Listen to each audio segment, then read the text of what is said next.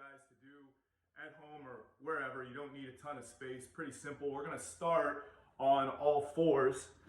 And I've got my fingers facing away from me. And then I'm going to start by sliding them a little bit closer towards my knees, maybe a few inches, give or take. And I'm just going to start off in this sort of rocking motion. Deep breaths. I'm going to rock myself back and then forward. Just taking deep breaths, moving slowly. It's important that I'm not forcing shit here. So I don't want to overdo it, but I also don't want to underdo it. So I can start just with slow movements here, not a ton of range of motion. And then as I start to loosen up a little bit more rep by rep, I can increase that range as I move through it. So maybe 8 to 10, just rocking back and forth here.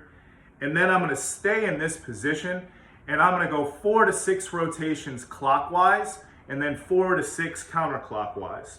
So I'm going to start off out to the left, rotating forward, out to the right, and then rotating back. Same idea as before when I was rocking. I'm going to increase that range of motion as I go through it to make sure that I get something out of it without, on the other end of things, overdoing it. So I've got my 4 to 6, and then I'm just going to switch directions and bring it counterclockwise. Rotating out to the right, forward, and left. Once I've got my 4 to 6 there, be sure to sort of shake it out here. Just loosen it up. I can rotate my wrists forward. I can rotate them backwards. Everything works. Then I'm going to switch the positioning of my hands and bring my palms so they're facing out and my fingers are facing my knee. So now instead of slide my hands back, I'm just going to slide them out a few inches in front of me.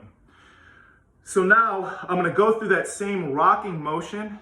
So I'm going to come back, deep breaths. If the heels of my hands lift, it's not the end of the world. Again, I don't want to force stuff here. And then rock forward. 8 to 10 here.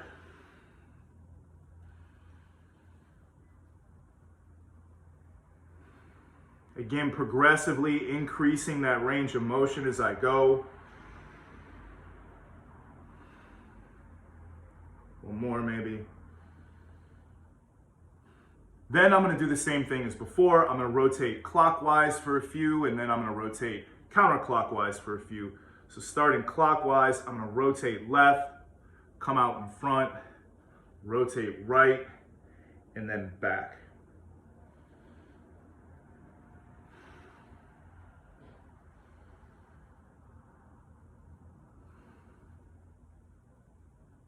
Then I'm going to bring it counterclockwise.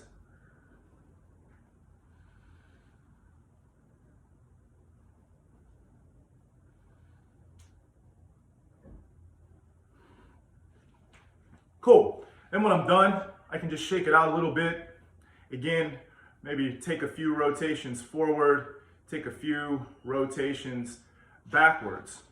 So a couple things to do for wrist mobility. You could do it on a rest or recovery day. You could do it on a day for prep for upper body.